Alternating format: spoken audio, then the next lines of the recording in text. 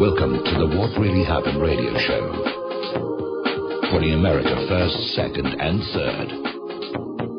Here is your host, Michael Rivero. And aloha, America. Welcome to our show today. It is Friday, May 29th, 2015. Thank goodness it's Friday. Thank goodness it's Friday. Thank goodness it's Friday. We have a lot of stuff to talk about today. The phone lines are open, 877-300-7645, 877-300-7645. Tom is sitting in our control room, twiddling the dials, keeping us out of trouble, ready to answer the phone when you call on in. The lovely lady Claire will be joining us in our third hour today with her unique perspective on world events. And had he not been assassinated, today would be John F. Kennedy's 98th birthday. So happy birthday wherever you are and whatever you are doing.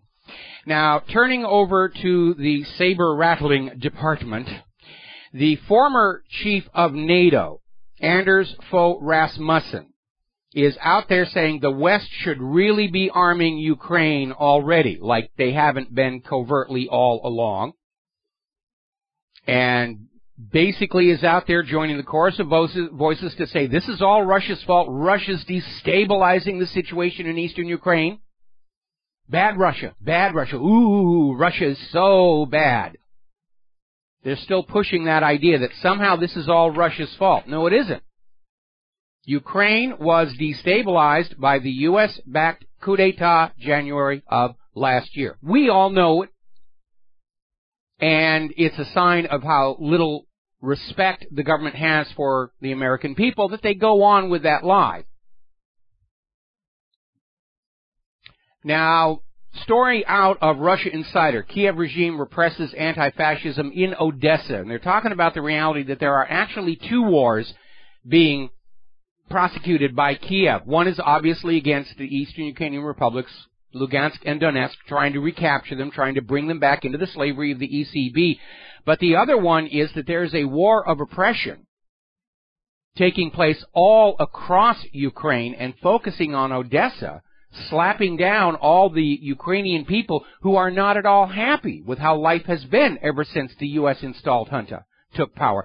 This is also a repeating pattern of these covert U.S. overthrows, that we are all told we are bringing democracy into these nations, and the U.S. never has. The overthrow of Salvador Allende in Chile and the position of Pinochet brought dictatorship to Chile in 1973. Same thing in Iran in 1953. The elected government of Mohammad Mossadegh was kicked out by the CIA. They now openly admit they did that, and they put in the Shah with his secret police, the Savak, which simply went around and disappeared or beat up or tortured anybody who thought that maybe life in Iran wasn't as good under their U.S. puppet rulers. And now we're seeing exactly the same thing take place in Ukraine. And it's been taking place in Iraq and Yemen and Libya. Because people don't like to have their countries ruled by puppet rulers who rule them for the benefit of an outside party. And so all the evils of these U.S. overthrows, the people of Ukraine are now having to deal with them. Now, turning on down to Israel, Israel is still trying to find some way to derail the P5+1. They've now got France out there saying that France will not sign it unless Iran agrees to completely open inspections of all of its military, nuclear or not, which Iran is not going to agree to. This was all about confirming Iran is not building nuclear weapons. It is not a license for unbridled espionage against Iran's military. And the only reason they're putting that demand in there is because they know it's a deal breaker. But Israel's still not 100% sure they're going to get what they want. Remember, Israel's making this deal with the United States in exchange for $45 billion in additional aid. Netanyahu will pull back and let Obama make the deal. Of course, what Netanyahu may be thinking is he's going to get the U.S. commitment for $45 billion, then have France scuttle the P5+1, and Netanyahu gets what he wants, more money and the Iran deal killed. But there's a third possibility. And a lot of people are out there saying that Israel could sabotage the Iran deal by attacking Hezbollah in southern Lebanon, so that the Israel lobby can flip out and say, this is all Iran's fault, Iran is supporting Lebanon, Iran is supporting Hezbollah, and derail the deal that way. Alrighty, we're going to grab ourselves a phone call. Casey in South Korea. Aloha, Casey. Welcome to the show. What's on your mind? Casey, are you there? Can you hear me? All right, I cannot hear you. I'm going to put you back on hold, and we'll come back to you in a little bit and see if you've picked up the phone. Now, Governor Chris Christie and U.S. Senator Bob Menendez were honored last night as champions of Israel at a gala hosted by Republican donor Sheldon Adelson and the World Values Network, which is a group of Jewish leaders founded by Rabbi Shmuley Boteach of Inglewood. And basically this is a confab where they're cozying up to the politicians and trying to say, we've got to make sure that America supports Israel because it's a volatile Middle East situation and we're worried about Iran obtaining nuclear weapons. And for that reason, they're justified in subverting the U.S. government to Israel's interests. Now, the only party really concerned about Iran's non-existent nuclear weapons is nuclear-armed Israel, which was also equally concerned about Iraq's non-existent nuclear weapons, which led Israel to bomb Iraq's civilian nuclear power station at Osirak. Basically, it's a circle jerk of self-feeding delusions that is driving Israel to more and more extreme actions and risking real outright world war over an imaginary villain. What a ridiculous reason to have a world war. Israel's collective national hallucinations that they're all out to get them. A little bit of bad news for the Holocaust industry. Alleged Nazi war criminal Vladimir Katriuk has passed away in Canada, age 93. And they were just getting ready to haul him up for his war crimes trial because he cleaned the plumbing at Auschwitz or he wired the lights or something by which they could say, oh, he's part of this horrible thing. And so Israel's very upset because they don't have a follow-on to the bookkeeper, the Auschwitz bookkeeper that is the star of Wag the Holocaust at the American people. Iraq's war on Palestinian fishermen, farmers, and children continues. Israel's Navy continues to fire on Palestinian fishermen who are inside their own territorial waters fishing. They make attacks on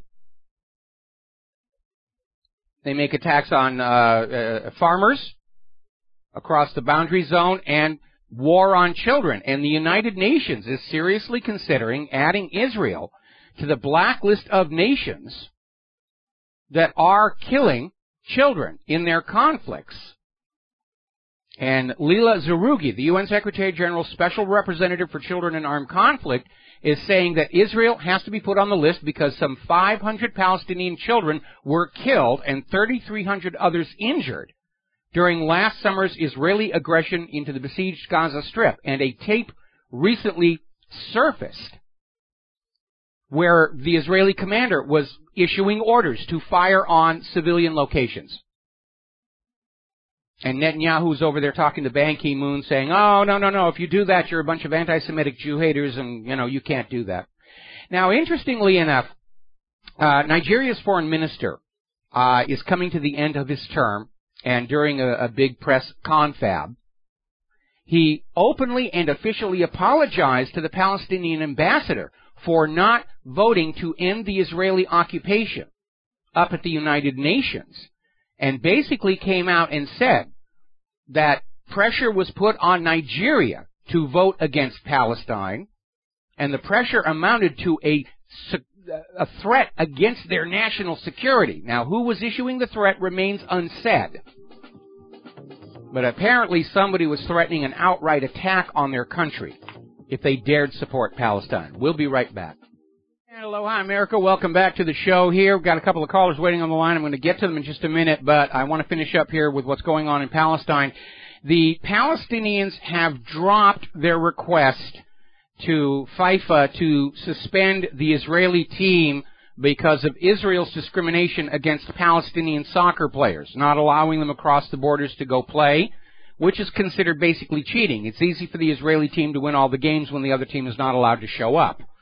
But they've backed off that demand. Apparently there was a bomb threat up at FIFA's Congress in Zurich, which may have motivated them to go ahead and cancel that vote on the suspension. However, the president of FIFA has been reelected and will continue doing what he's doing.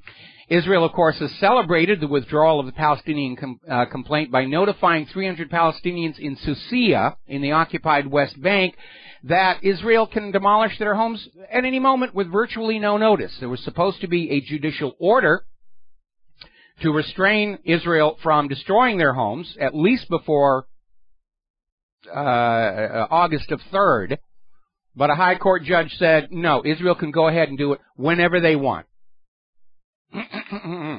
Now then, we're going to take a couple of phone calls. Scott in Texas, aloha, welcome to the show. What's on your mind? Hey, I just wanted to tell everybody that how we can really start beating the mainstream media is if we start, whenever we see stuff, make reports, film it, YouTube it, whatever, and then call into shows like this. Because I called into your show about a week or two ago, and I told y'all about, hey, we're getting flooded here in Texas.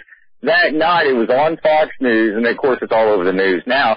But I'm just saying that your listeners knew before even people that watch Fox News knew. So this is how we'll take down the mainstream media. We're all self-reporters. We should all report. Call into a show that you like. You like your show? I like your show. Mm-hmm. Call in. Tell everybody, what you see, what's going on. They would probably much rather hear it from a common person than some paid media flunky. So I think it's just better for all of us just to go out and make our own news and just eliminate mainstream media. Well, we don't call them mainstream anymore because we're actually the mainstream over here. We've got the lion's share of the audience right now. We've got more people reading my website and listening to my radio show than tune into MSNBC. We call them the corporate media because they're owned by corporations and they operate as the propaganda department for those corporations and for the government. But you're absolutely right. We're in an age where we don't need to be forced to depend on the corporate media. We are our own media. And obviously Fox News and the big corporate media, they love floods, they love fires, they love disasters, they make for good ratings, and they don't politically offend anybody. The important thing for citizens to be paying attention to are those stories the corporate media will never touch. Deaths from vaccines, toxic after effects of exposure to GMO, fracking, earthquakes, those kinds of things that the corporate media will not touch because they are forbidden to. And that is really the grist for our vox populi mill, if you will. Well, I agree, and I did call them the corporate media. I was just being generic when I said it. But regardless, I agree, everything that you say. I promote your show to a lot of people. I was over at a customer's house. I'm a carpenter. I was over at a client's house yesterday. I was like, man, you got to tune into this show, and, just give them stuff. Because they were kind of clueless. They were just on the verge of starting to learn a little bit about what's going on, and then I started just like doing a document dump on them. And these are people, this lady had 2 master's degrees, and I know more than her, and I never graduated college. Well, you need to understand, a college degree simply means that person has sworn undying fealty to the assumptions of the past. And especially in these days, academia is not about really looking at the world and figuring out what's going on. It's about honoring and worshiping, what academicians of the past have said, no matter how wrong-headed it may be.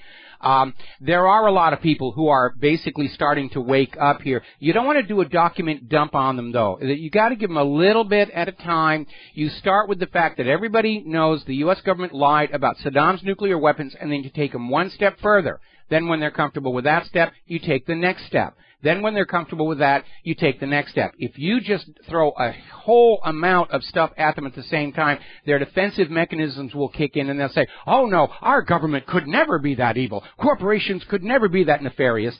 And they'll just shut down.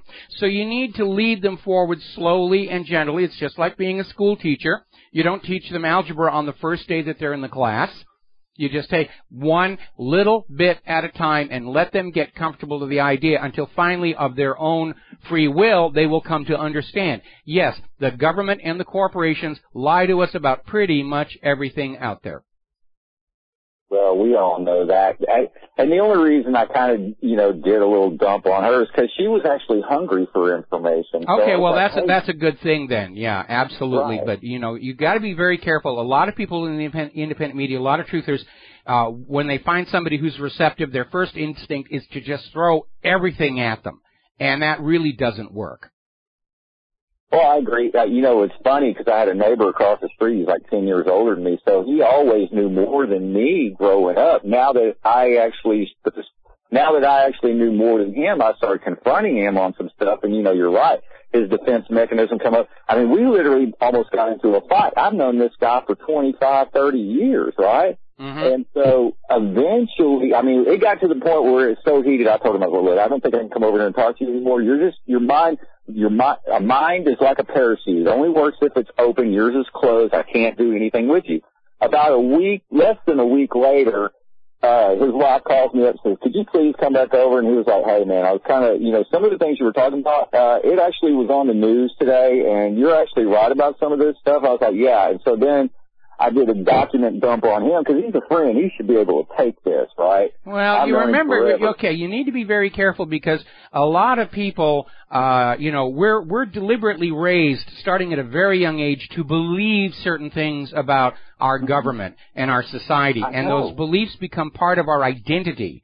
So when you start banging up against those beliefs, people psychologically respond as if it's a personal attack. And so you've got to tread very, very lightly. But I understand what you're talking about, the wife calling up. These days, I'm getting all kinds of emails from people I knew 15, 20 years ago. And they're all saying basically the same thing. Man, 20 years ago, I thought you were an absolute kook.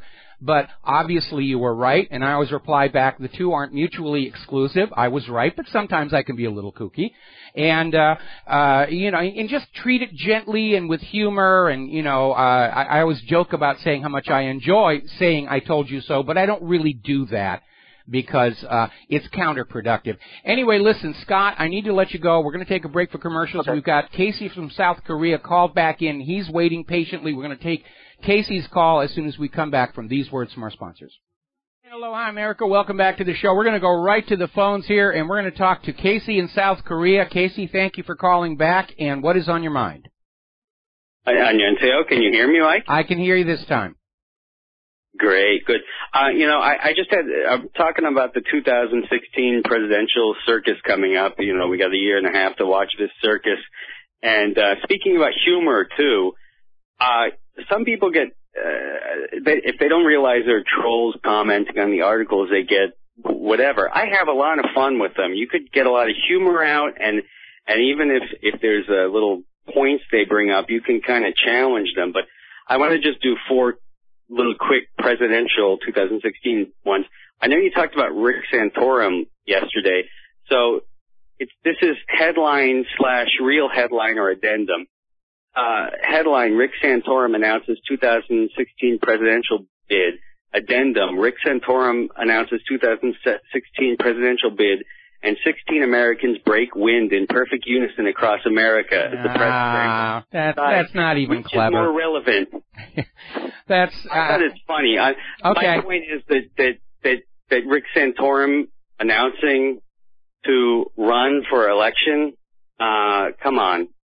I mean, not a serious person, not a serious contender, and yeah. Well, he's basically out there. All the planks on his platform are basically being copied from everybody else around there. It is a very crowded GOP field, which may divide the GOP vote to the point that would actually plays to Hillary's advantage. So, they're all piling in on there. They're all on their plane flights to Israel to get their picture taken at the Wailing Wall, and then they come on back with Israel's permission to run for president of the United States of America.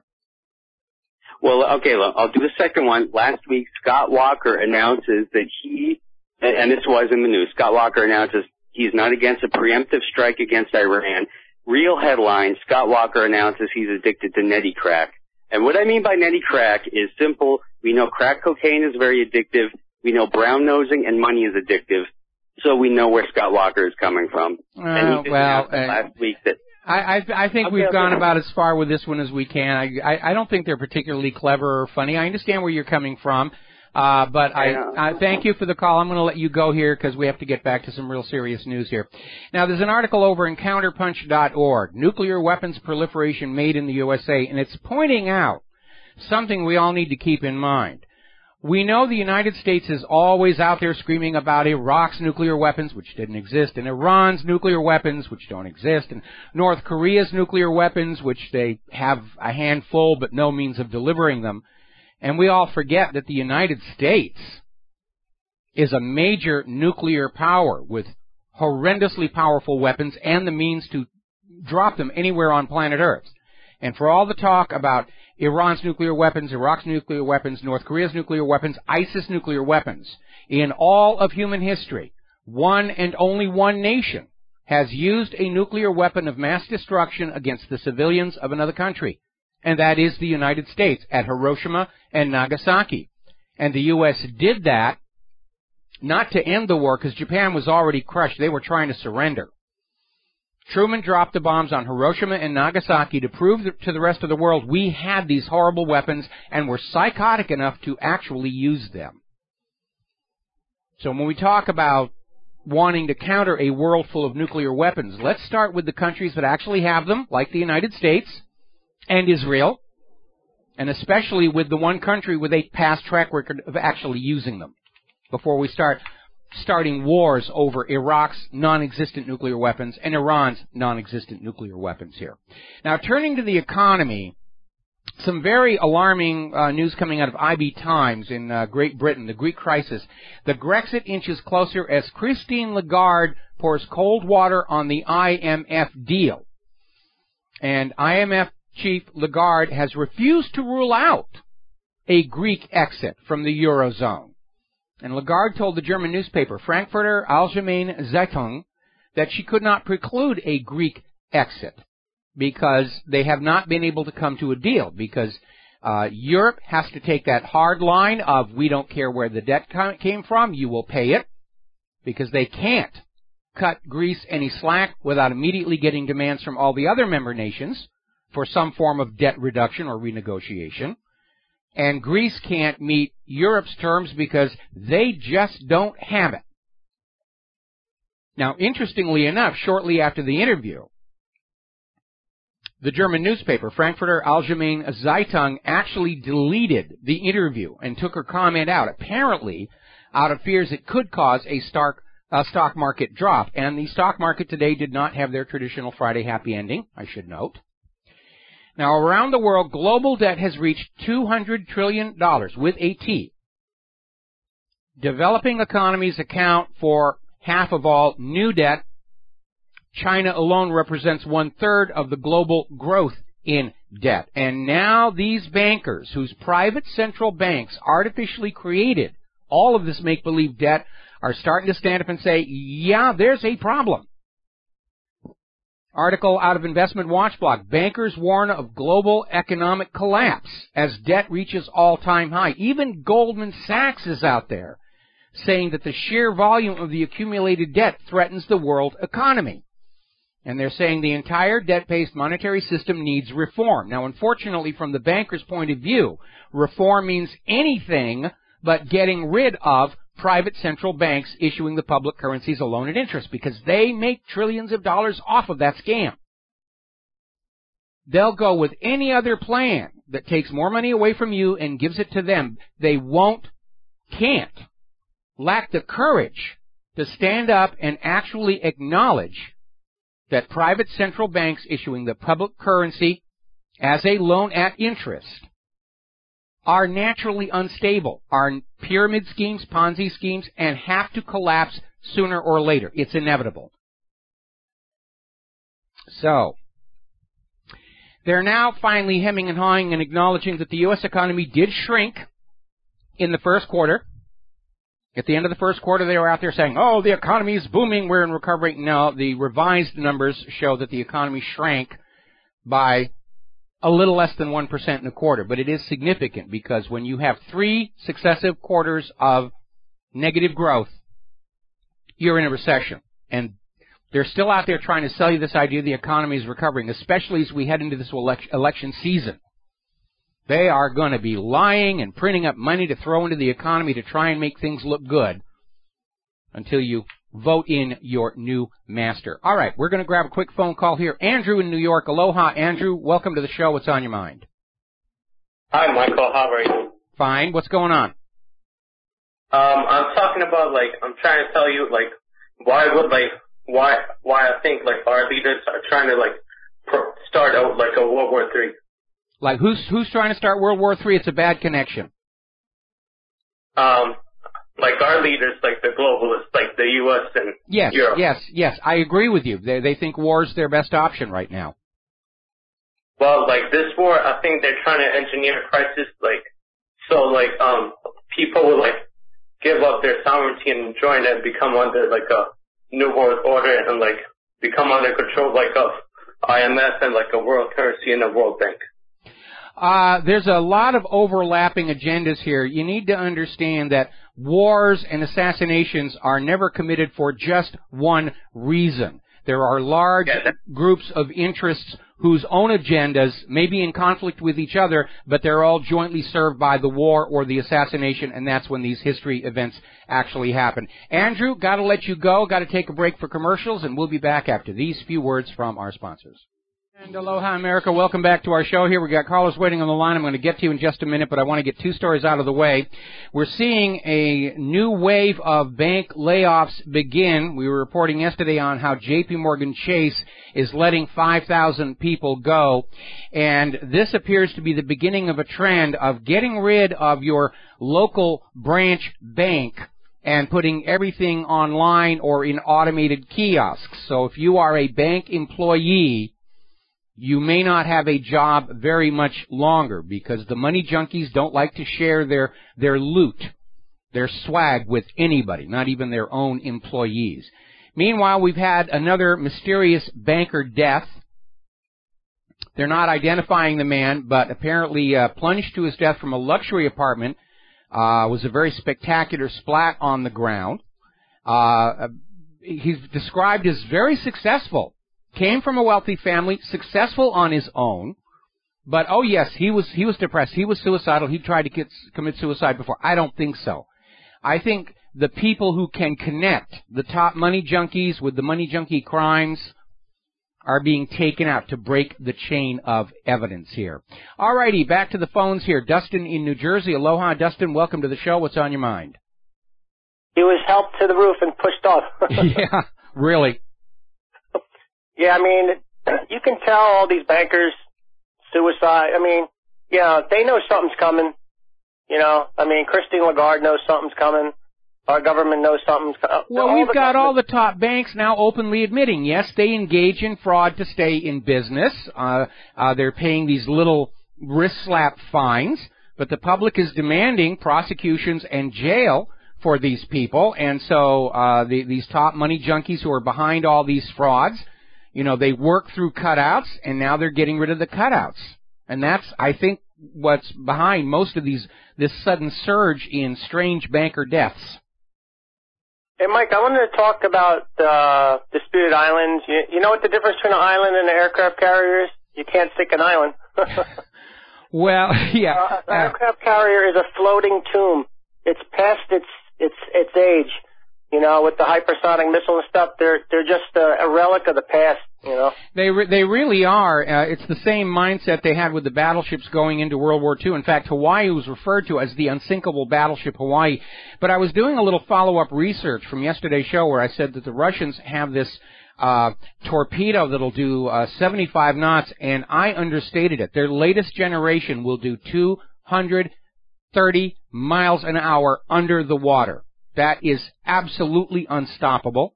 And there was a story we did a while back where one of the top admirals was asked point blank by the Joint Chiefs, if we go to war against a peer, meaning Russia or China, what is the life expectancy of our carrier battle groups? And this admiral said about 2 weeks, 3 if they stay in port.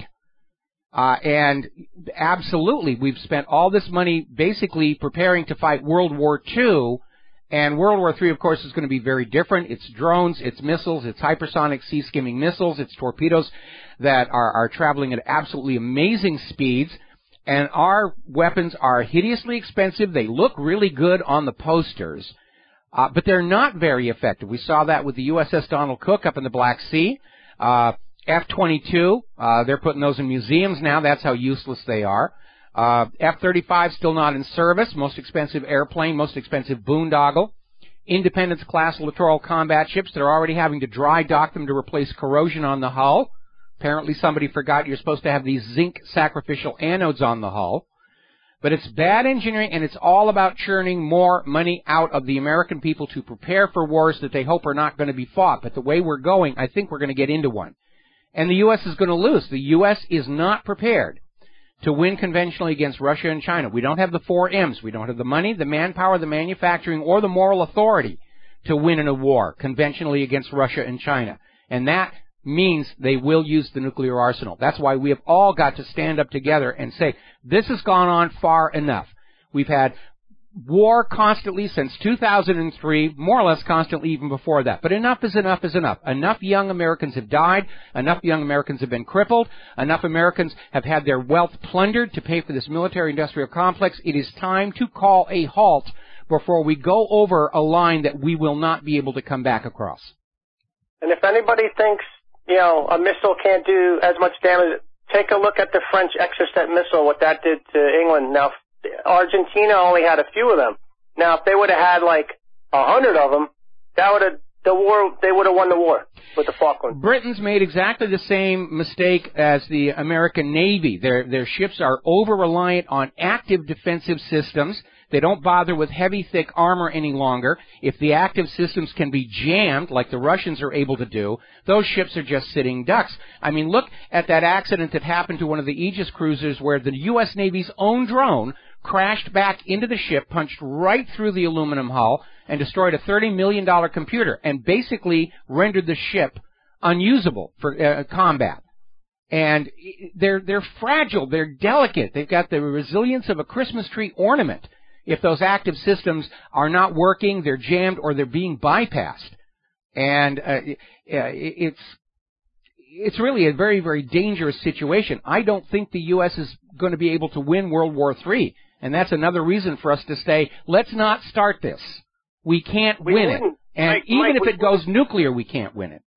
With the China and Russia, China can manufacture so many missiles, they would overwhelm any system that's made. I mean, it just would be lunacy. Our ballistic missile defense system's a joke. I mean, we've got this $2.5 billion floating radar out here in Pearl Harbor that they can't get to work reliably. The beam is so tightly focused it leaves huge gaps in the coverage. They're still tinkering with it, trying to get it to work. Every one of the tests they've had of the ballistic missile defense system, they're batting about 500, but that's because the incoming target has a locator beacon on it, which is a courtesy I don't think the enemy is going to give us. Hey, Mike, I told you this last time. Now, Walmart should buy and put a big smiley face on it, a yellow smiley face. Yeah, absolutely. Yeah, I ought to Photoshop that sometime. Thanks, Mike. All right, thanks an awful lot. We're going to switch over here to Glenn in Pennsylvania. Aloha, Glenn. Welcome to the show. What's on your mind? Hi, Mike. I'm just calling to bring a little refreshing apocalyptic digression to you. Given I have an apocalyptic snow day theory, that says that like the apocalypse is the ultimate, snow day off from school, the way to jettison responsibility. The movie San Andreas is coming out, is now coming out. And we saw San Andreas figured in the original Superman movie with Christopher Reeves. We saw it again in the movie 2012, but now we have a whole Irwin Allen style. Oh, we saw Earthquake, now we have another San Andreas movie coming out. But the funny thing is, in the past week or so, there was this meme going around on the internet and YouTube by several different people. One Gnostic prophet and the other a self-styled astronomer with a piece of software talking about planetary alignments, all predicting that the big one was going to occur yesterday and send California into the sea. And they to accommodate the movie, they said that the existence of a movie was part of the predictive programming. Yeah, I get that all the time. So that's amazing. Yeah, it's utter nonsense. First of all, the planets are not actually in alignment at the moment. They trotted that one out before, what they called it the Jupiter effect. And it is complete and utter nonsense. Yes, we did have a fairly strong quake up in Alaska. Thankfully, no tsunami threat to us here in Hawaii. But these things get put on the net as part of the publicity campaign to get people excited to see the movie. And when I first saw this prediction about a major quake yesterday going all over the place here, and I said, this is the studio's publicity department trying to get everybody sensitive to quakes to get them to go out and buy tickets. The sad part is that some people actually believe it. The best refutation I saw was an astronomer who simply pointed out that the gravity of the moon itself is more than 50 times as strong as the effects of all the other planets of the solar system put together. Bang, done. That was great. Yeah, absolutely. And yes, the moon distorts the Earth's crust just like it does the oceans for the tides and everything. But there's never been a strong correlation about that. And earthquake prediction is still, a much desired ability. It doesn't really exist. Glenn, gotta let you go. We're about to take watch out for frogs.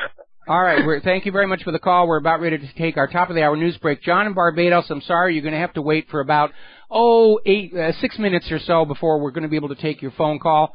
And please be patient, and we'll be right back after the news.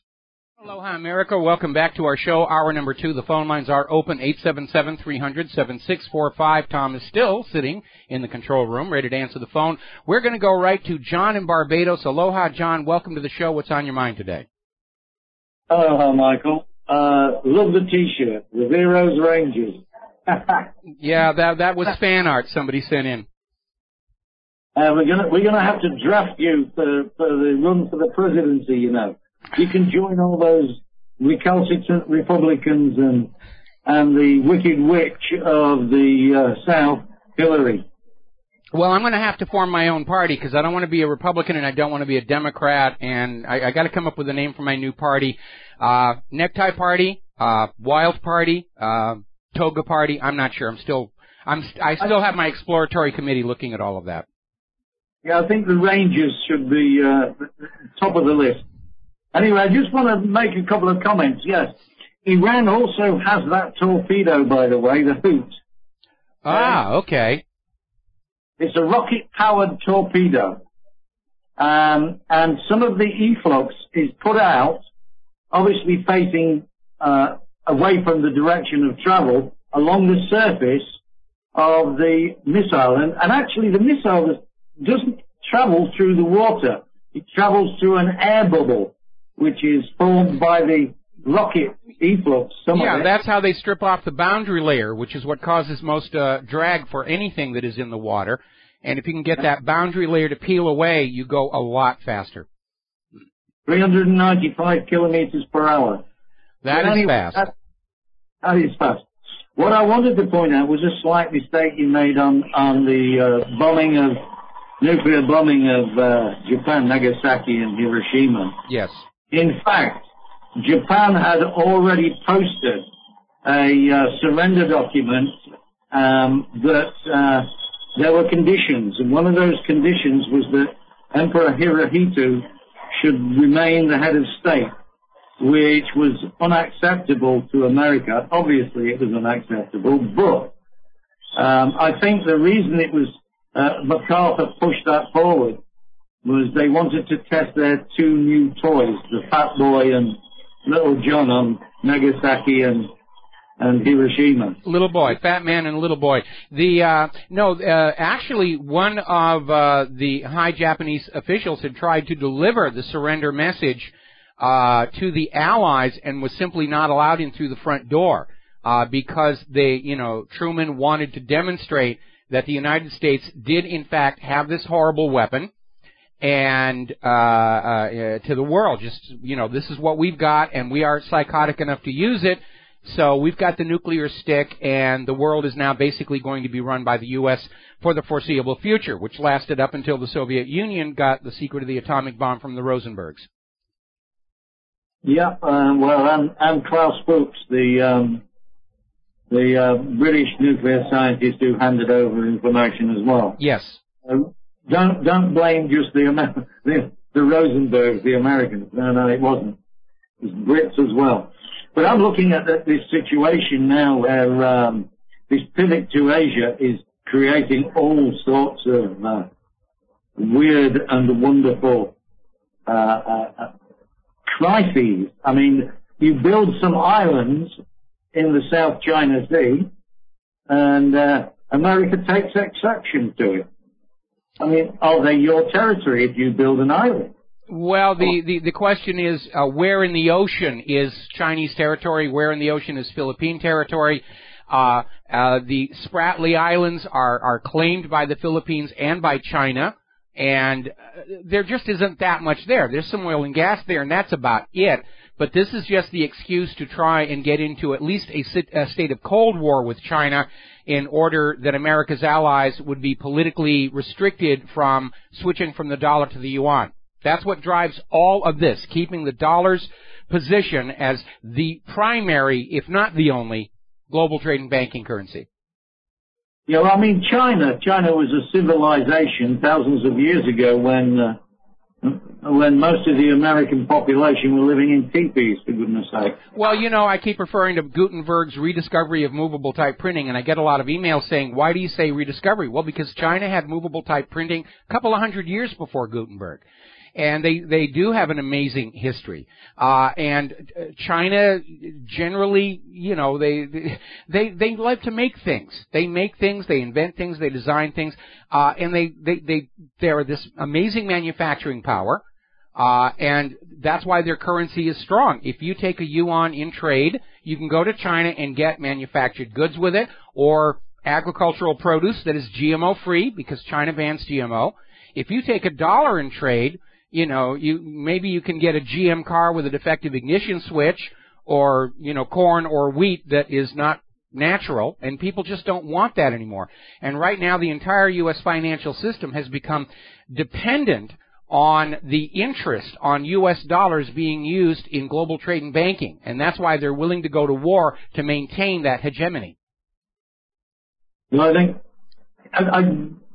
they better be pretty quick, because at the moment the dollar is being dumped so fast for other currencies. Direct currency swaps, on that, it seems to be the new in thing with China. Well, the dollarification agenda has definitely already failed, but I think the U.S. idea is when they win World War III, they'll force everybody back onto the dollar or the globo or whatever they're going to have for it, and that will be it. John, I need to let you go. We got a bunch of calls waiting here. Thank you very much, and we're going to switch over here to Chris in Florida. Aloha, Chris. Welcome to the show. What's on your mind?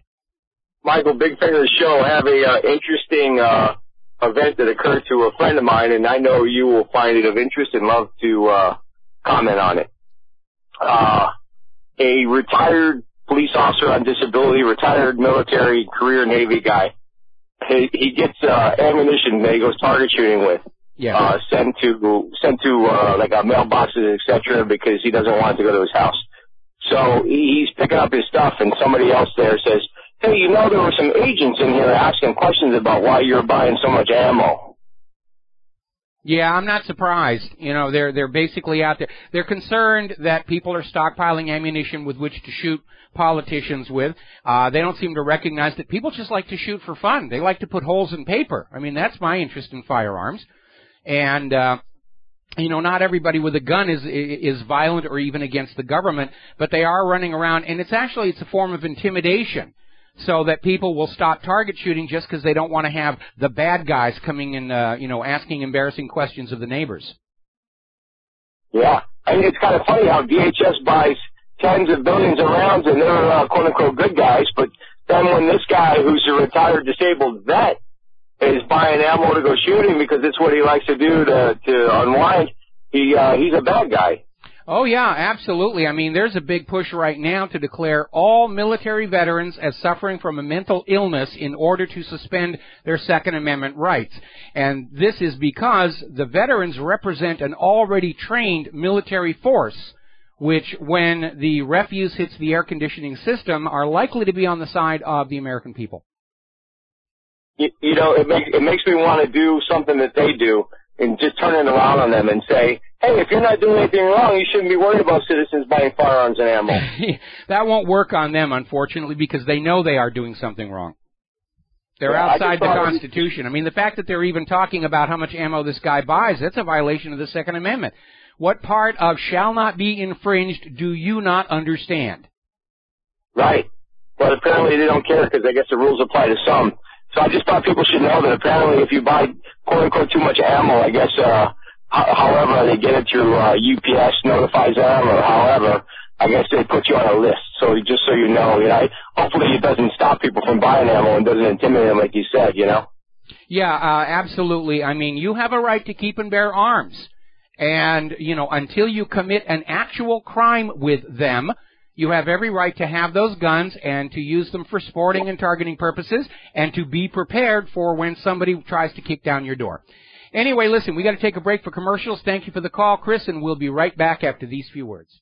Aloha, America. Welcome back to our show here. We're going to go right back to the phones here. Craig in Illinois. Aloha. Welcome to the show. What's on your mind today? I'm just thinking, I'm out here, like you said, in Illinois, and you're only allowed to camp for a week in places. Now, as to the last guy, I buy my ammo pretty much for the year all at one time. Okay. I've been refused ammo here in my state because I'm buying too much. And now you can only camp at a good spot for a week at a time, and that really gets on my nerves because it's not right. You find a good spot, you should be able to camp.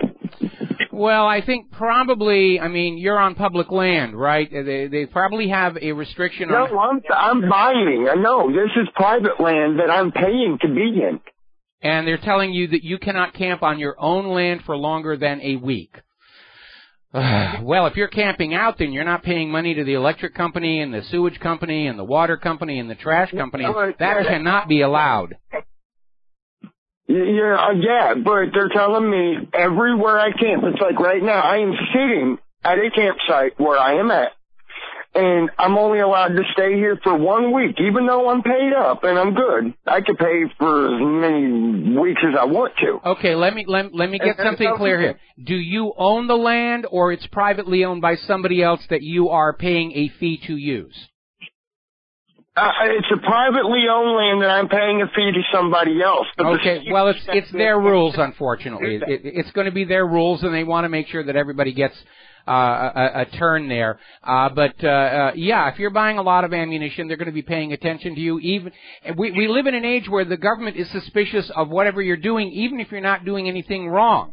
They have this model of how you should be acting, and if you're not fitting into that model, you're automatically a suspect. They've got a list of some 74 different aspects that make you a potential terror suspect. And I think I've hit like about 69 or 70 of them myself. So, Craig, good luck with the camping. We're going to let you go. Thank you very much for the phone call. We're going to switch over to Wes in Idaho. Aloha. Welcome to the show. What's on your mind?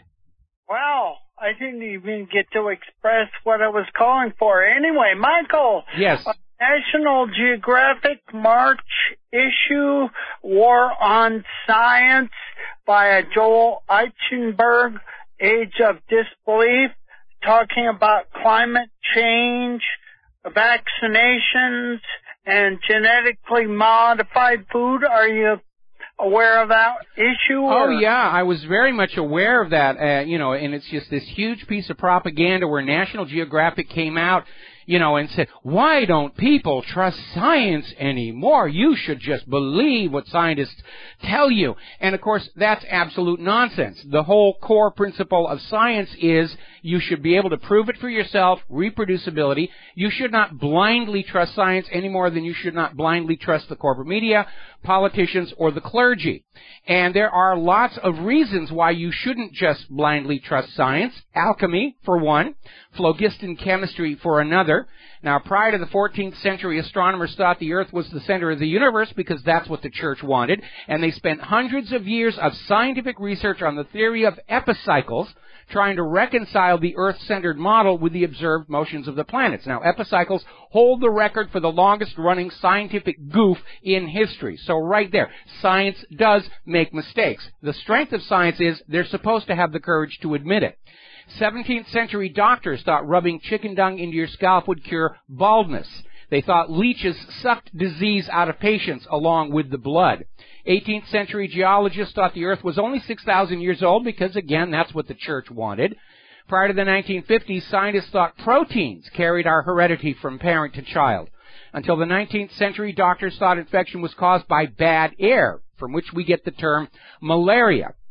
Scientists claimed cigarettes were good for you up until the 1950s. They even had a machine that would pump tobacco smoke into your bottom, from which we get the phrase blowing smoke up your, you can fill in that last word there. Until 2005, doctors thought ulcers were caused by stress, and National Geographic shouldn't be out there saying, why don't we trust science, after their own 1999 Piltdown chicken scandal. And, yeah, people shouldn't trust science. What the government and the corporate media are trying to do is use science like it's a modern religion. Nobody listens to people in religious robes anymore, so they're going to put on a white lab coat and say, you should do what we want because this guy in the white lab coat says so. And you're supposed to stop thinking and questioning at that point. That doesn't work either. That's why the global warming crowd is in such trouble. But yeah, I saw that article about National Geographic, and I was absolutely appalled. Because science is not built on trust. Science is built on reproducibility of results. I was surprised to see National Geographic even give the people that much ink. There's another thing medical mafia did for a long time, that was bloodletting. I guess they did it for 2,000 years. George Washington was probably killed by bloodletting. Well, it didn't help. Better than Marbury versus Madison, I wanted to point out from Judge Dale's book, Great American Adventure, Bond versus United States, 529 U.S. 334, year 2000. The Supreme Court held that the American people are in fact sovereign, and not the states or the government. Court on to define that local, state, and federal law enforcement officers were committing unlawful actions against the sovereign people by the enforcement of the laws and are personally liable for their actions. A little more, since government bodies are not sovereign, they cannot promulgate or enforce criminal laws. They can only create and enforce civil laws, which they are duty-bound to comply with the law of contracts. The law of contracts requires written agreements and complete transparency. Did you ever agree to be arrested and tried under the corporate statutes? Well, we're getting into a gray area here where we obviously understand that real criminals need to be detained and deterred from committing crimes on the public. Unfortunately, the focus is totally on street crime. The corporate criminals and political criminals and the clerical criminals seem to get a free pass on that.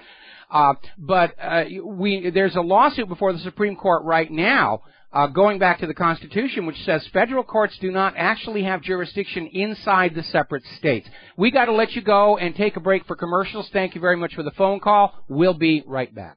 Aloha, America. Welcome back to the show here. And before we go any further, I want to make a point about this latest Mohammed cartoon contest. It's taking place tonight in Phoenix, about 6:30. It starts outside Phoenix Mosque, exactly at the time evening prayers are supposed to be starting. And this is the mosque that supposedly the two attempted shooters in Texas came from.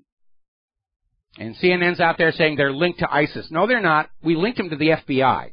So let's get that out of the way. And the guy who's organizing this, John Ritzheimer, former Marine, and he wears T-shirts that say F blank Islam. You can fill in your words. Rhymes with luck. And he's out there saying that he's doing this to show the world what Muslims are really like. Go out, insult them at their place of worship so that they can say, see, they got angry, and that makes them bad people. This makes about as much sense as walking into a Hell's Angels bar and screaming, all you pussy bikers suck, to show the world what bad people bikers are. That's how legitimate this is, and I'm very concerned, especially with the attacks on my server, trying to shut it down, that they're going to try and have more shooters show up and kill a bunch of people because they want a Charlie Hebdo-style incident here in the United States of America. They didn't get it down in Texas because the two patsies didn't get past the lobby. And we know the U.S. government, if at first you don't succeed, lie again. This is obviously a provocation and a setup. I'm very concerned that there's going to be bloodshed, that the corporate media will then wag at you and say, see, the Muslims are bad. As a Christian, don't you want to go out and kill the Muslims? Well, I'm not Christian. I'm an atheist. I don't want to kill anybody. And I don't want anybody to be killed, especially in a war whose real agenda is an argument over whose brand of ink and paper the world will be forced to use for the next 100 years. This is clearly a provocation.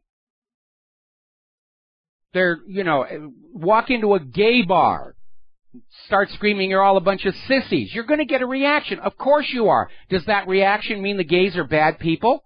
No, it means they're humans. They react to things that are offensive. Walk into Harlem, scream the N-word, see what reaction you get. Does that illustrate the evils of racism when they beat the crud out of you? That's what this guy is doing.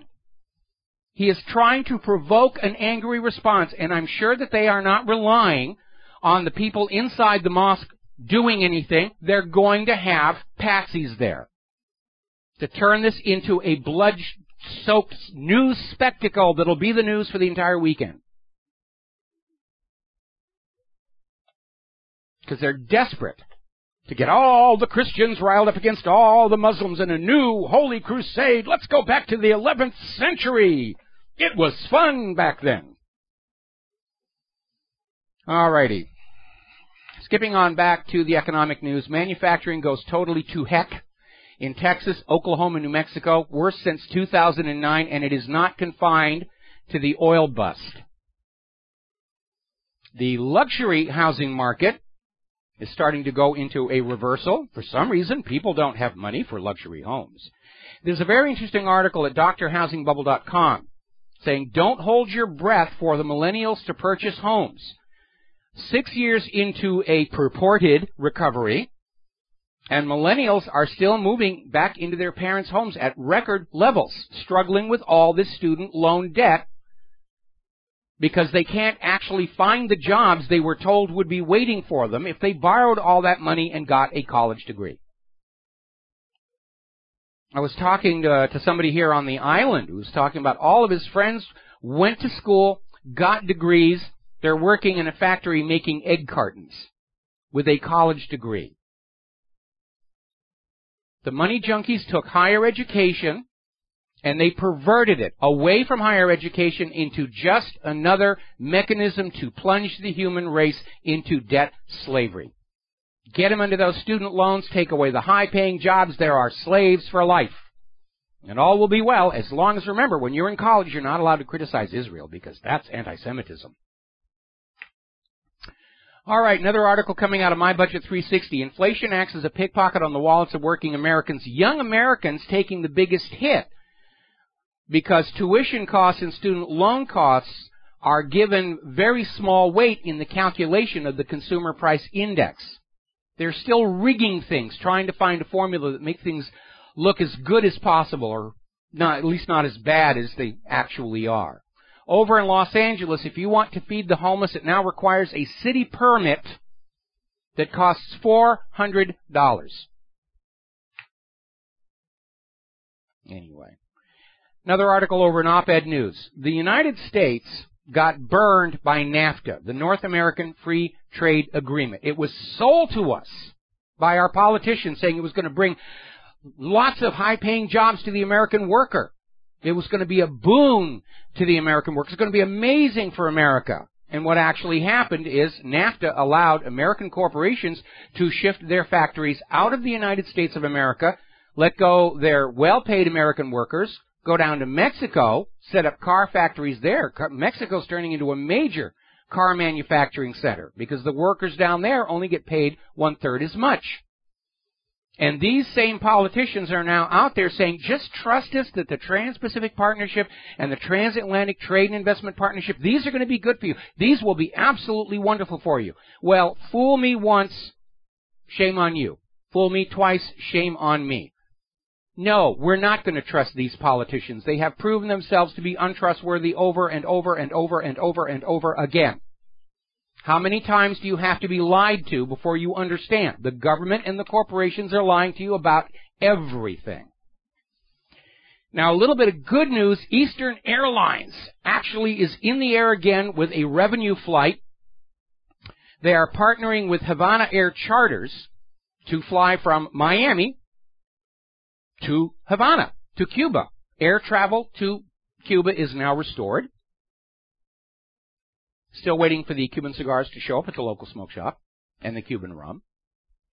Now, there was a very interesting article over at firstlook.org, and it's talking about this journalist, Theodore H. White. He's well known in the industry.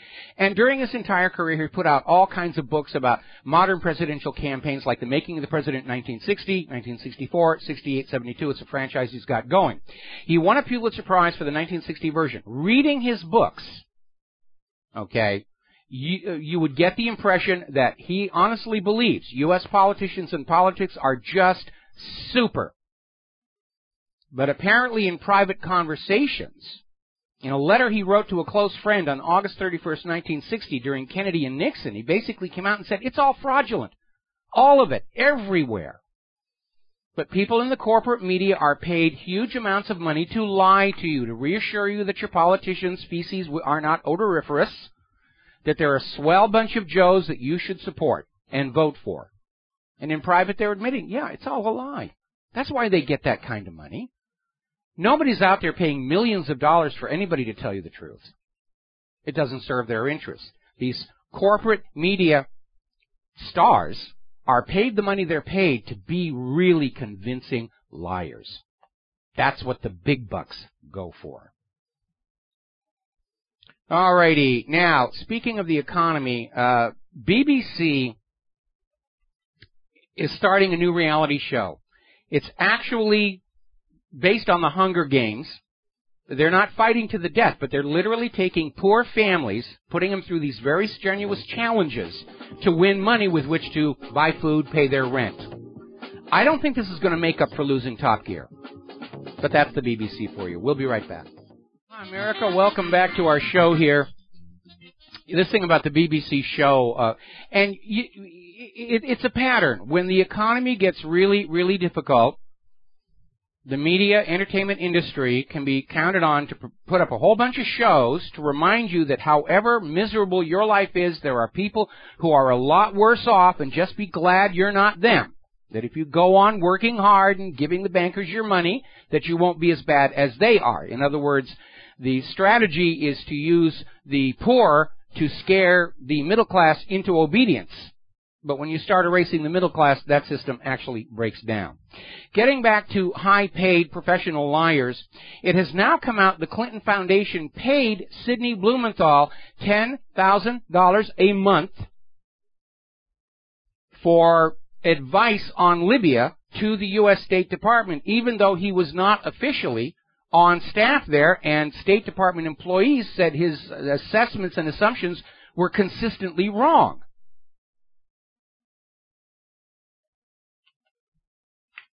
So, anyway, Josh Bolton is out there talking about the released emails prove that Hillary Clinton is ultimately responsible for the murder of Americans in Benghazi because of all the warnings that there was a threat to the consulate, the requests by the consulate itself for increased security that were turned down by Hillary Clinton.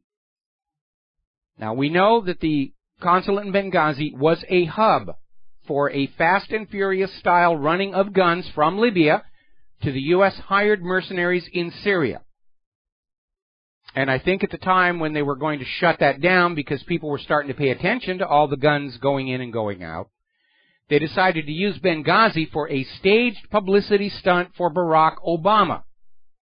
Because at the time he was trailing in the polls behind Mitt Romney. And I suspect, what happened is they sent in a group of actors playing terrorists who were going to kidnap the ambassador and hold him creating a crisis that would immediately draw the focus of the corporate media away from Mitt Romney, put it back on Barack Obama, let the crisis build and build and build for a week or so, and then Obama would move in and decisively resolve the situation, proving he was not Jimmy Carter, and ride the tide of public adulation into a second term. But the best laid plans of mice and men, and I think what happened is the Libyan people living around the consulate heard the gunfire, said they're kicking out the Americans, joined on in, and Clinton's carefully choreographed theater piece turned into a wild, uncontrolled riot during which the ambassador and 3 others were killed. And quick like a bunny, they tried to blame it on this non-existent movie insulting to Muhammad, and we know now that Hillary Clinton and Obama knew that was a lie. That's come out in some of these emails being found by Judicial Watch. And they've been covering up for it ever since. Now, there's a story over at American Free Press talking about how Hillary has placed the United States at a disadvantage regarding nuclear weapons. Now, we had reported a couple of months ago that a Russian state nuclear corporation, Rosatom, now controls 20% of all American uranium deposits. And apparently, then Secretary of State Hillary Clinton helped seal this deal in exchange for substantial contributions to the Bill and Hillary Clinton Foundation. Some of the details cannot be found because the key documents on this deal were on the hard drive of her private email server, which has now been destroyed. So no, we can't take them into court, but politics is perception. And the perception of the American people is that Bill and Hillary Clinton should not be trusted. They lack credibility. Now, yesterday we were talking about how Dennis Hastert has been indicted. Apparently, he was taking money out of his various bank accounts, paying it to an unknown party. Fox News was saying it's hush money of some kind. Hastert was being blackmailed about something. We don't know what. But he got caught taking out the money in less than $10,000 increments, called structuring. And here's the irony. This is from the Hoist with Your Own Petard department. The law under which they were able to nail him for taking money out in increments other than $10,000 was part of the Patriot Act that Hastert himself shepherded through the House of Representatives. Little bit of irony there. Corporate media accused of parroting fear-mongering over the Patriot Act. Glenn Greenwald has a story about this we just linked to. Even though the Department of Justice and the FBI have now admitted they've never broken a single major case with any of this information they got spying on law-abiding American citizens, even though we proved at whatreallyhappened.com that real criminals and real terrorists can create their own encryption the NSA could never break, the White House and the corporate media are out there saying, if you don't let us go on spying on everything that you're doing, it's horrible things will happen. Anybody who's opposed to the Patriot Act, they bear the blame for the next terror attack. Who bears the blame for Boston, which happened when all this surveillance stuff was supposedly running, and the FBI admitted they had phone records, phone conversations, recordings of the Tsarnaev brothers before it happened?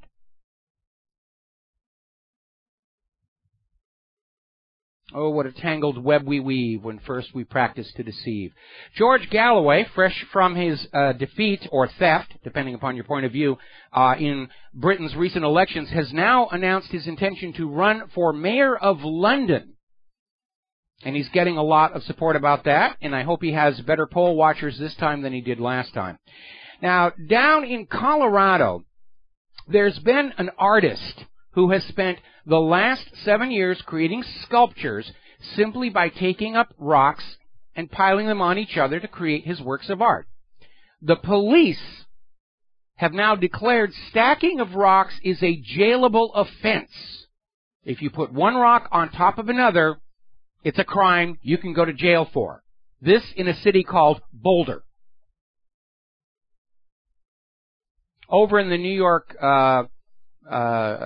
York City, the housing authority is now mandating all of their city workers to wear orange construction vests so the NYPD cops don't shoot them. Apparently there have been a couple of embarrassing situations of people who are out there doing their job for the city. The police see them in a strange situation and just open fire. Apparently officers pulled a gun on a maintenance crew and fatally shot one man in a stairwell. They're just out of control over there. Alrighty, let's see. Let's skip on down real quick to the global warming stuff before Claire comes on here.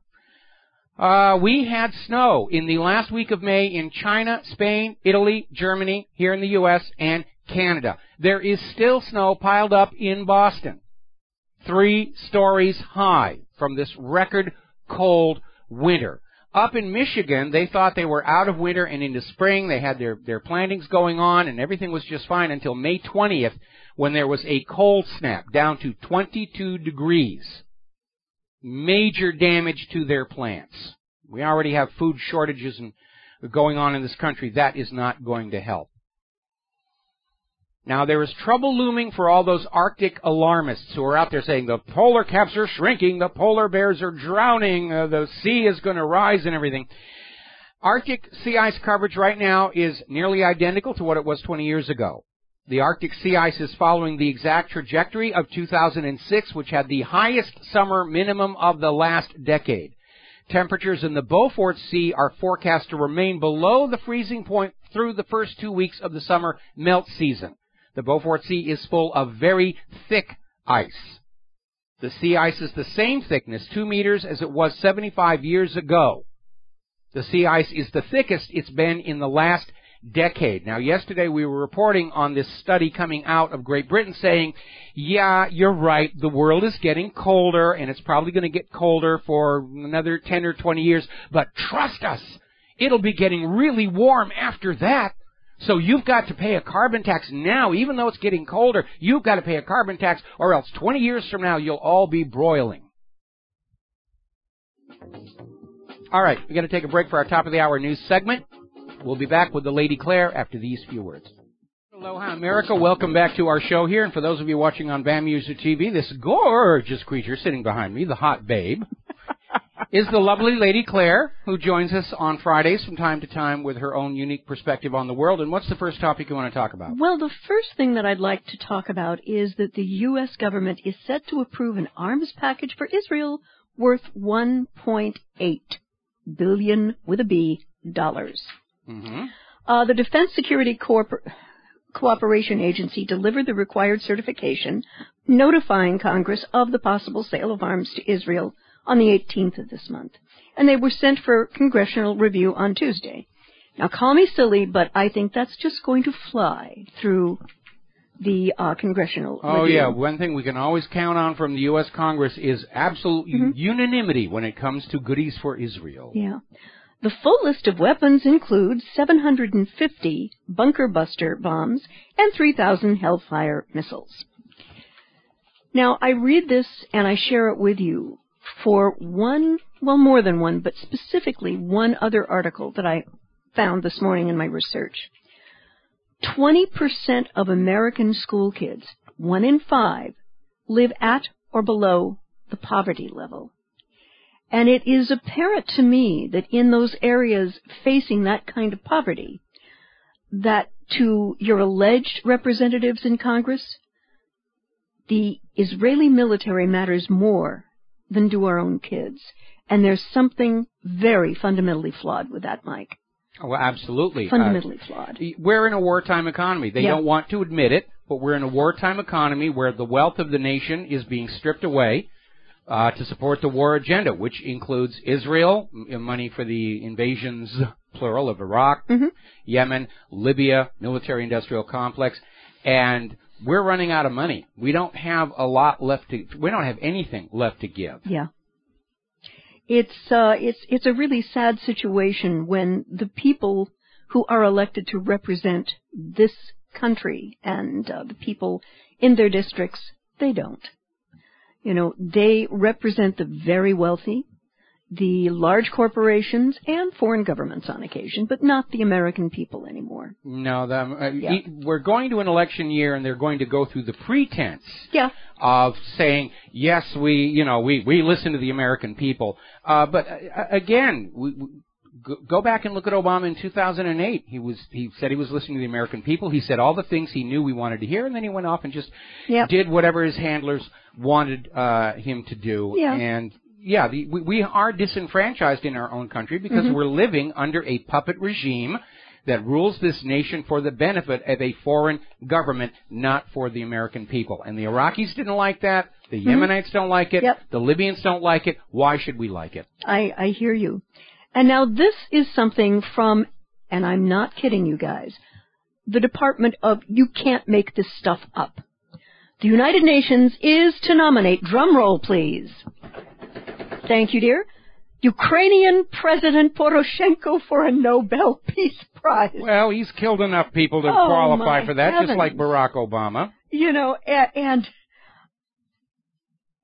when you think of the history of this prize and the people who've been nominated, it's one of those things that does make you go, eh. In fact, Benito Mussolini was nominated for the prize in 1935.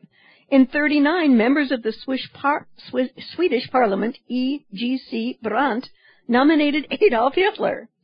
Barack Obama received the prize in 2009, although he didn't stop the war in Afghanistan, failed to close the torture prison at Guantanamo, and while American drones constantly kill civilians in the Middle East at his order. Al Gore got the Nobel Peace Prize for human-caused global warming. I don't think anybody really has any regard or respect for the Nobel Peace Prize any longer. I certainly don't. No, and my conclusion is the prize, because of how it is given and what the factors are in the nominations, has made it become an absolute joke, and awarding it to Poroshenko will only serve to demonstrate that the current recipients are, most generally, the international prize equivalent to putting lipstick on a pig. Well, the goal here is the government, all governments, will take whoever is doing what they want and give them gold things to hang on the wall and put on the mantle as part of the illusion. So that ordinary people will say, wow, this person has gold plaques on the wall, and he's got the coin, and he's got the statues and everything. We should listen to this person.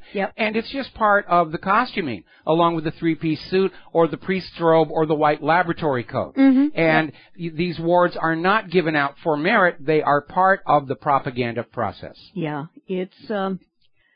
but it looks so ridiculous, and the fact that they can't see that it looks ridiculous... That's the alarming part, that the U.S. government is lobbying for this to try and legitimize Poroshenko, and apparently don't seem to understand how ludicrous this looks to ordinary people. Yeah, and people with any kind of horse sense whatsoever. I mean, when you take a look at Poroshenko's background, oh my gosh, drugs, money laundering, crime... But good chocolate. He makes good chocolate. That's why he was characterized as, quote-unquote, the chocolate king when he was supported in a coup against the former prime minister of Ukraine. It was, so it's very strange. And now here's something that is not funny at all. Apparently the UN observers are stating that Libya is on verge of complete economic collapse. And they've got rival factions haggling over a political settlement. And Bernardino Leon, who has been trying for months to broker an agreement on a national unity government, said that the UN is preparing a new draft of a possible political agreement, which it hoped to give the feuding parties in the first week of June. And they're fighting for control 4 years after leader Muammar Gaddafi was ousted and assassinated. Now, what's important to remember, at the time when the U.S. went in to Libya to get rid of Gaddafi, Libya was one of the wealthiest nations in Africa. They had gotten rid of their private central bank. They had a state bank and a value-based currency, the gold dinar. Gaddafi was building these amazing infrastructure projects, water distribution. He was greening up Libya. Life there was very good. And here we are 4 years after a U.S. intervention, and look at how those Libyan people are suffering. Yeah, it is apparent to me that wherever NATO and the U.S. military goes in, utter catastrophe and devastation happens. And the next, to add insult to injury in Africa and the Middle East, the Yemen crisis is a humanitarian catastrophe. And what we have been having has been a proxy fight by the Saudi Arabians, beginning with their airstrike campaign against the Houthi rebels in Yemen, and the country has become an absolute humanitarian nightmare. One of the heads of Médecins Sans Frontières, manager Pablo Marco, spent 50 days in country. The biggest problem is that both parties in the conflict are not at all respecting the civilians, and specifically, they don't respect medical facilities and medical staff. Well, let's back up here a little bit, because this is not a war against Houthi rebels. No. This is the United States using Saudi Arabia as a proxy to punish all of the people of Yemen for daring to kick out their U.S. puppet ruler, Hadi, who has now fled to Saudi Arabia. And this is why these Saudi Arabia and now it's suspected Israeli jets are bombing food storage facilities, water facilities, and medical facilities, while Saudi Arabia and the U.S. absolutely block any humanitarian aid from getting into Yemen. This is about collective punishment of the people of Yemen for refusing to be ruled by a U.S. puppet ruler. And by the way, collective punishment is a war crime under international law. We're coming up here on a commercial break. We're going to have to take 4 minutes to sell some products, and we'll be back with the lovely Lady Claire after these words from our sponsors. Hi, America. Welcome back to the show. And Claire, what is the next thing you would like to talk about? Well, it's one of those I love the smell of irony in the morning moments. Yes. The White House is stating that the U.S. is not responsible for Iraqi security. In an effort that simultaneously seeks to eschew responsibility for the situation on the ground and to define certain limits on the scope of the U.S. war, the White House today declared itself to be unwilling to be responsible, quote unquote, for the security situation in Iraq. I mean, folks, palm to forehead at velocity. How in the name of heaven can one say something like this when it was the U.S. invasion and occupation that created the groundwork for this crisis in the first place? And Mike, I don't think this blame shifting will go over well for either the Democrats or the Republicans either. And at some point, both parties need to take responsibility for having made a really wrong move. Now, I'm seeing you roll your eyes. Yeah, I mean, politicians as a class of human beings will always take credit for everything good that happens, even if they had nothing to do with it.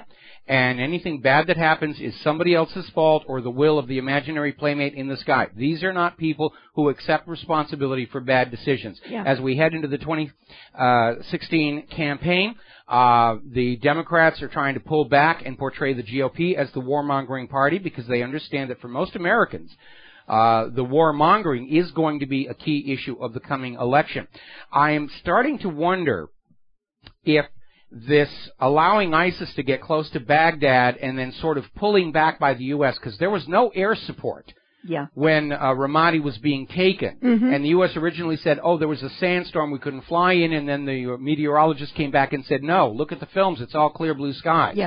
I think this is a plan to actually go ahead and break Iraq into 3 parts, which has been the agenda for Israel all along. Oh, yeah, absolutely. To smash Iraq into little, tiny, smaller nations that are easier to bully and push around. Israel wants to do exactly the same thing to Iran. And I think that's actually what's going on in Iraq right now. Yeah, that sounds extremely reasonable, and this has been something that the Israeli government has been selling and selling and selling forever, was the partition of Iraq. The next thing I'd like to take a look at, the country of Spain has made the U.S. Rapid Reaction Force at Morón base permanent. And the Spanish government has just approved an accord today granting the U.S. military a presence at a southwestern base as a center for rapid reaction to deal with crises, wherever the crises happen to be.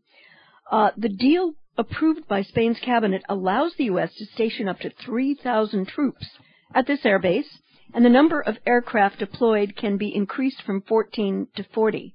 Now, Mike, that's a pretty significant jump, isn't it? Yeah, it is. And if you look at the location of the base, they're there to basically project power into the northwest of Africa. Mm-hmm. And that's the whole idea of the rapid reaction force. They're stationed all over the world with the idea that if a crisis starts happening, the U.S. can get troops on the ground within the matter of just a few hours. Yeah. And as the war surrounding the Mediterranean starts to heat up and the north of Africa comes into play, that's a very good location for the U.S. Rapid Reaction Force to be in. I am very concerned about the timing, though. Very concerned. Well, they're moving forward on all these fronts. I think the warmongers are coming to understand that the general public has fallen out of love with war, despite all the movies and glorification on Memorial Day. We're a war-weary people, and their answer to that is not to slow down the wars, but to basically, floor the gas pedal, shift it into overdrive, and just try and rush this thing forward before anybody is able to organize opposition and say it's time to call a halt to this. Yeah, and that dovetails very excellently with the next article or analysis I'm bringing. This is from Sputnik. U.S. is preparing for war on China and Russia to save the banks. And this comes from an analyst, Michael Billington, the Asia editor for the Executive Intelligence Review. And he made I need to reattribute to Press TV, not Sputnik. Okay. Yesterday. Good for you. The point has to be made that the Chinese, like the Russians, are very, very clear that the United States and their NATO allies are in a war mobilization preparing for war on Russia and China. And there's a general recognition growing that the driving force for this war is the utter collapse of the entire Western banking system. Well, there's an idea I hadn't heard before. And I have a memo to President Obama, the White House, State Department, and Pentagon. Looking at a war against one country and expecting a positive outcome with a conventional war could be dicey, but a war against both countries at the same time, the U.S. military doesn't have the troop strength, the money, or the manufacturing to ensure a positive outcome to a conventional war. That's okay. We've got nuclear weapons. We've got all the bombs, and we'll just put mushrooms all over and everything. Unfortunately, a lot of people in Washington, D.C. are looking back at the propaganda of America's war history about we've never lost a war, not counting Vietnam. Yeah, right. And we've always won all the wars. The reality is the United States did not win World War I or World War II. We were on the winning sides, and we contributed, but we weren't the deciding factor. Right. And again, going back to history, every time the U.S. government gets into these financial messes, they get into a world war trying to rebalance all the books, or at the very least have a distraction and something to blame for all the hardship and suffering. Our situation right now, of course, is that the American people understand this is the reason the U.S. government gets into these wars. We're already enduring all the hardship and suffering. We're a little late getting to the war on which to blame it. But again, the United States government is lacking the 4 M's to prevail in a new world war. We don't have the money, don't have the manpower, don't have the manufacturing, and we don't have the moral authority. Remember what Sun Tzu wrote in The Art of War. The side that has the moral law with them is the side that usually prevails. And Americans know the U.S. is the aggressor. It is waging wars of conquest and greed. There is no noble purpose to them whatsoever, and all this constant caterwauling about Saddam's nuclear weapons and Iran's nuclear weapons, and they're evil dictators and we're wonderful people. It's not getting the traction that it did back in the 1950s and 1960s at the height of the Cold War, when the American people were still pretty much brainwashed and trusted the U.S. government and the corporate media to be straight with them. Yeah, there is almost no trust in anything the government says anymore. But the U.S. government has brought this on itself. That's true. They like to blame the independent media and those gosh darn bloggers. Yeah, They're making life so difficult for us. We can't lie with impunity any longer. Well, you're not allowed to lie to the American people. Read that Constitution. It's not in there. And I have no sympathy for the government and the corporate media that destroyed their own credibility. We got to take a break for commercials. We'll be right back. And aloha, America. Welcome back to our show here. And turning back to the lovely Lady Claire, you hot babe, you. The next thing I wanted to talk about, and when I read this headline, all I could think of was Terry Gilliam's Brazil. And if you have never seen it or rented it, please do it. Oh, you have to. Do not have small children in the room. Some of the imagery is very graphic and very disturbing. But I remember when the Katherine Hellman character was, as the elites did, just finished with some plastic surgery that had gone horribly wrong. And she delivers this line, well, my complication developed a little complication. And the title of this article is the TPP okay with slavery? Really?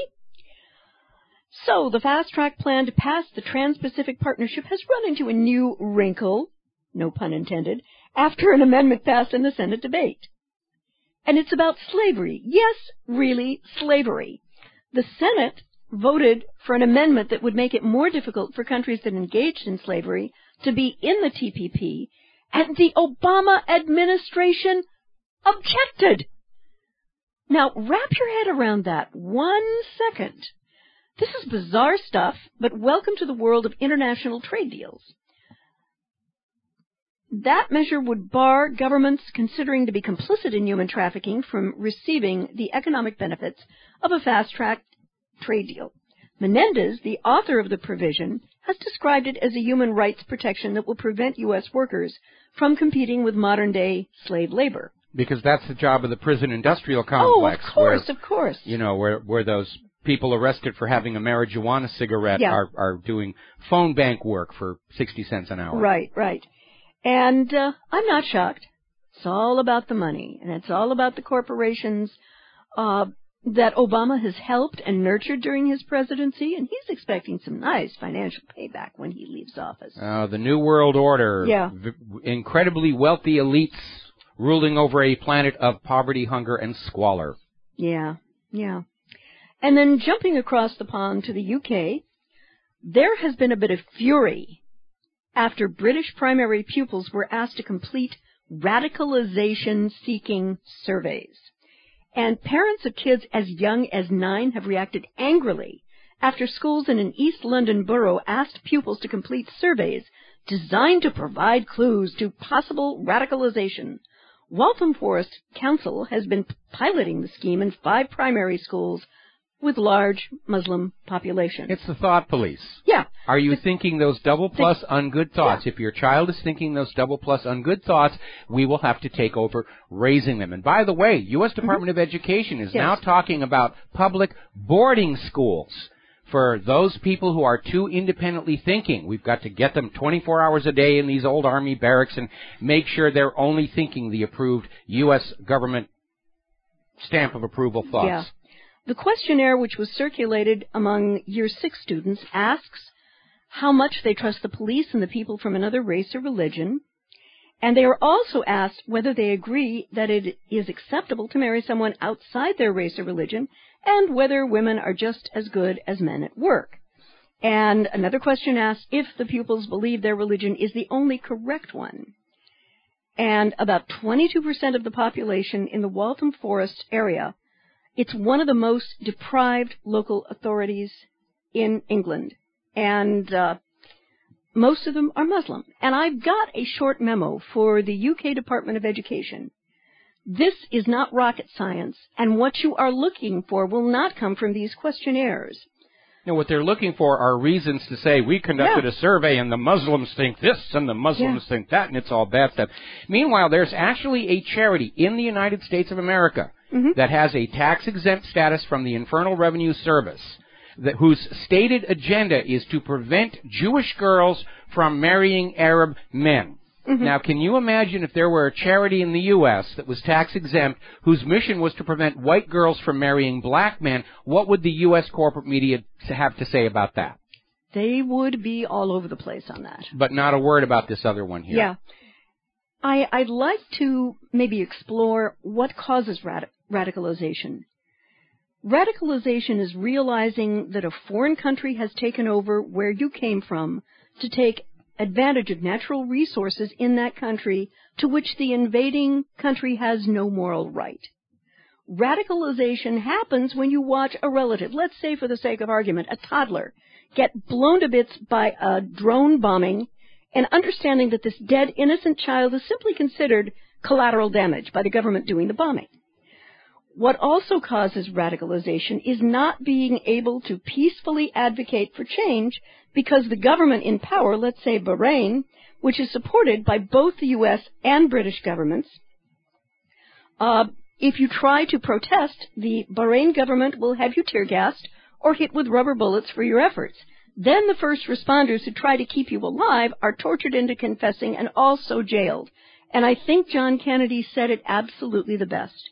When peaceful revolution is impossible, violent revolution is inevitable.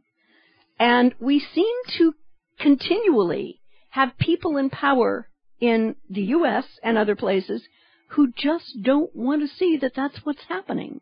No, they don't. Or they want the inevitable blow-up to happen after they've left office and their legacy is secured and they've got all the goodies. From the point of view of these governments, a radical is anybody who doubts what they are told by the government and the corporate media, which I guess basically amounts to some 280, 290 million Americans right now. Yeah, and Americans are angry, they're frustrated. They see the failure in foreign and domestic policy, and yet at the same time, they feel helpless to be able to change that.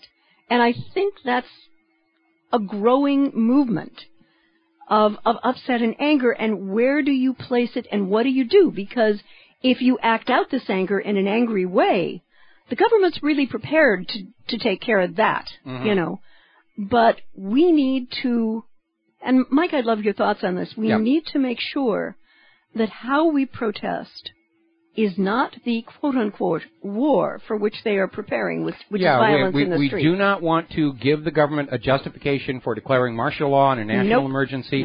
That's why I think the U.S. government is trying to manufacture one themselves at Ferguson, Trayvon Martin, George Zimmerman, this thing in Phoenix tonight, possibly as well. I am convinced that the U.S. government is on the same path to self-immolation that the former Soviet Union was on. The former Soviet Union, because of the samizdat, had lost the trust and faith of their population. The Russian people understood the Soviet government was lying to them about everything, that the Soviet government and its friends were incredibly wealthy at a time when the Soviet people were driven into poverty to pay for that wealth and luxury. And eventually the Soviet government simply collapsed from its own internal rot and corruption, and I think the U.S. government is headed down that exact same path. And we need to all stay calm, not give the government an excuse to declare martial law and a national emergency. Sit back, have some popcorn, and just watch the show while it happens.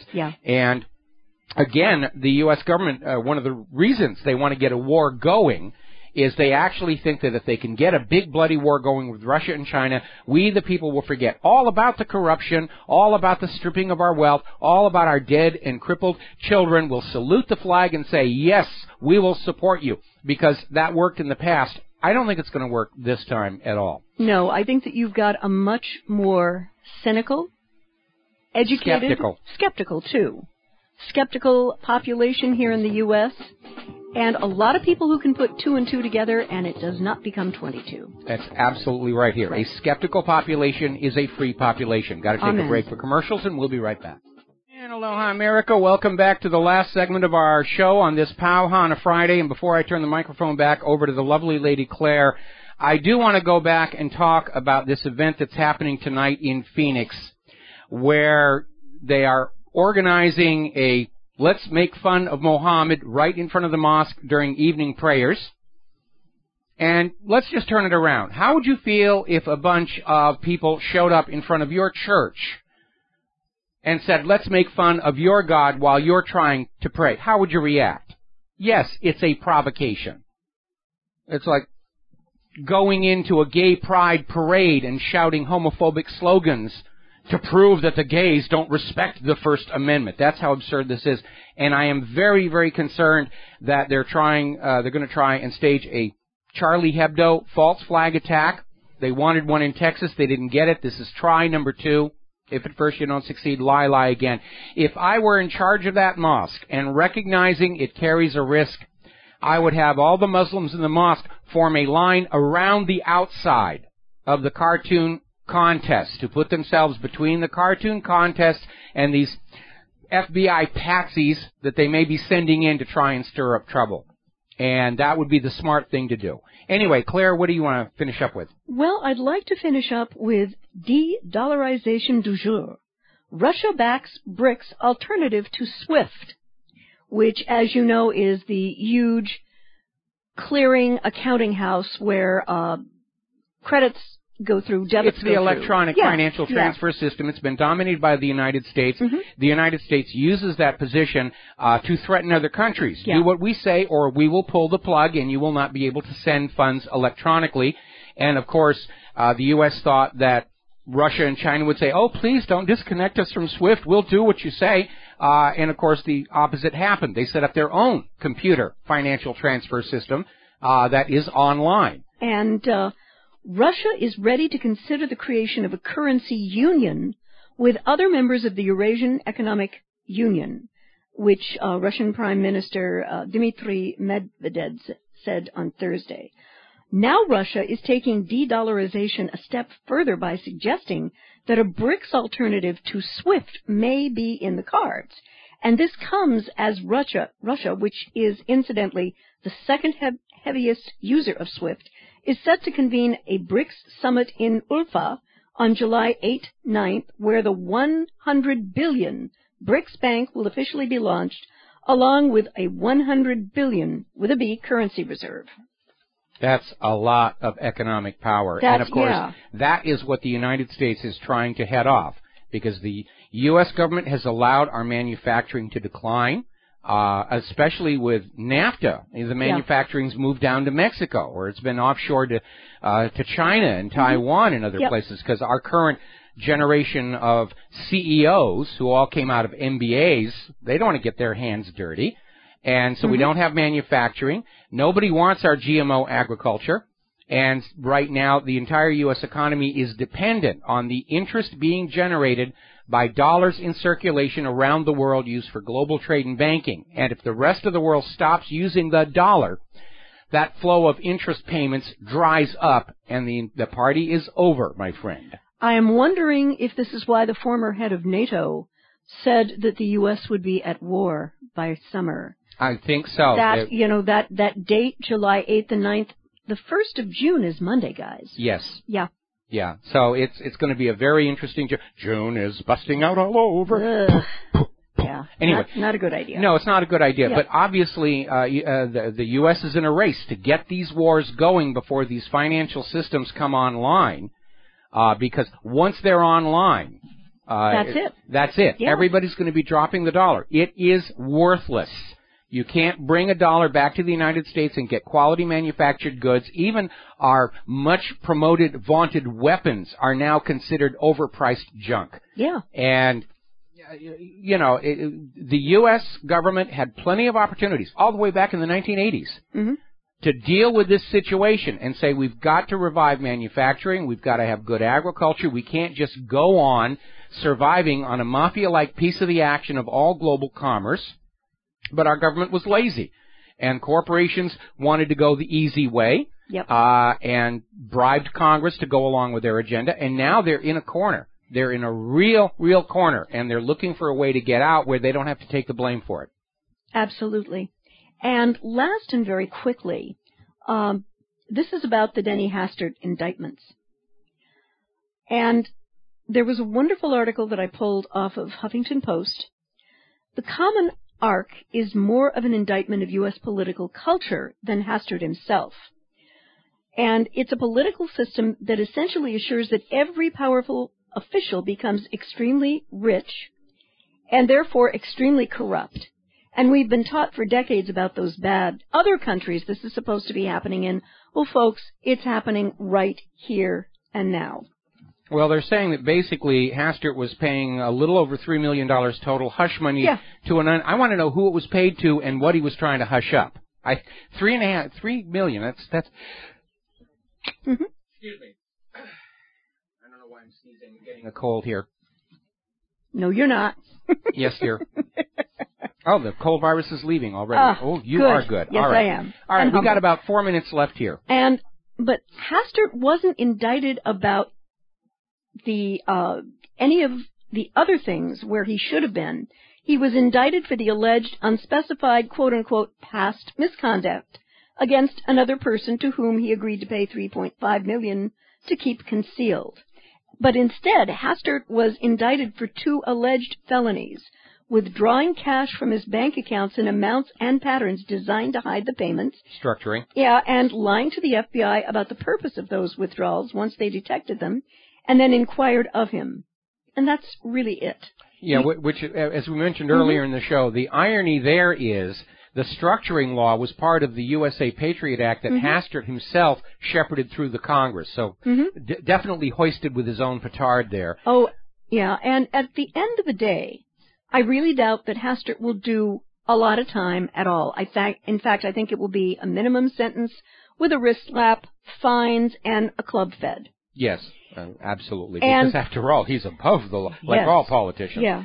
And our alleged justice system is completely skewered in favor of the rich, privileged, and powerful. I think you mean skewed. Skewed. Yes. Okay. And it shouldn't be this way. No, it shouldn't. Yeah. And the country was started out. With the idea that everybody was susceptible to the same laws, high and low, from the butcher, the baker, the candlestick maker, up to the president himself. We've lost that. Yes. If you are above a certain level of wealth, you get away with literally murder. If you're above a certain level of celebrity, you get away with murder. I've actually seen that one myself. If you're above a certain level of power in the government, you're considered untouchable. And I'm actually surprised that they went after Hastert. In fact, it may have been politically motivated to use his downfall as political fodder for next year's campaigns. It's possible. And one thing I want to see stopped in this country, our jails are bulging with prisoners. And yet, in Sweden, they're closing their jails because their total focus is rehabilitation. And I have to scratch my head and say, what the doggone heck is wrong with this picture? Well, over there, they have a good economy. Yeah. There are jobs for everybody. Very, very few people, other than politicians, get up in the morning and say, I'm going to go out and commit a crime. Yeah. Okay? Crime increases when the jobs go away. There is a clear inverse relationship there.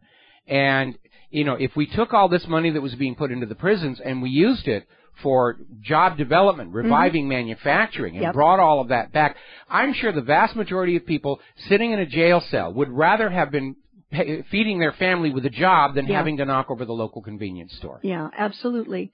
And I want to see a country in which a little stint at juvie hall is not normal.